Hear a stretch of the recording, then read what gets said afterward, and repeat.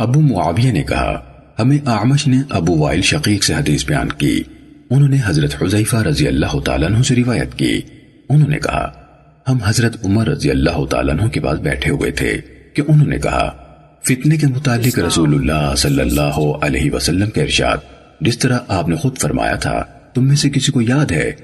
حضرت حذیفہ رضی اللہ تعالیٰ عنہ نے کہا میں نے عرض کی مجھے۔ حضرت عمر رضی اللہ تعالیٰ عنہ نے کہا تم بہت جرأت مند ہو، یہ بتاؤ کہ آپ صلی اللہ علیہ وسلم نے کس طرح ارشاد فرمایا تھا؟ میں نے کہا میں نے رسول اللہ صلی اللہ علیہ وسلم سے سنا تھا، آپ فرما رہے تھے انسان اپنے گھر والوں، اپنے مال، اپنی جان اور اپنے ہمسائے کے بارے میں جس فتنے میں مبتلا ہوتا ہے تو روزہ، نماز، صدقہ، نیکی کا حکم کرنا اور برائی سے منع کرنا اس کا کفارہ بن جاتے ہیں۔ تو حضرت عمر رضی اللہ تعالیٰ عنہ نے کہا میری مراد اس سے نہیں، میری مراد تو اس فتنے سے ہے جو سمندر کی موجوں کی طرح امٹ کر آتا ہے۔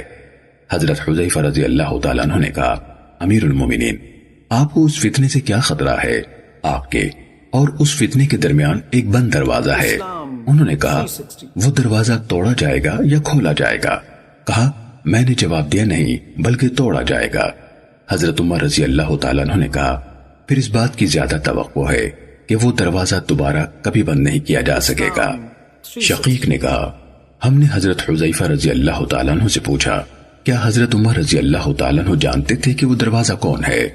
انہوں نے کہا ہاں اسی طرح جیسے وہ یہ بات جانتے تھے کہ صبح کے بعد رات ہے۔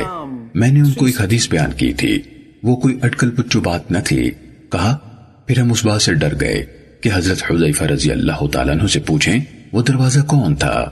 ہم نے مسروق سے کہا آپ ان یعنی حضرت حذیفہ رضی اللہ تعالیٰ عنہ سے پوچھیں۔ انہوں نے پوچھا تو حضرت حذیفہ رضی اللہ تعالیٰ عنہ نے کہا وہ دروازہ حضرت عمر رضی اللہ تعالیٰ عنہ تھے۔ صحیح مسلم حدیث نمبر 7268۔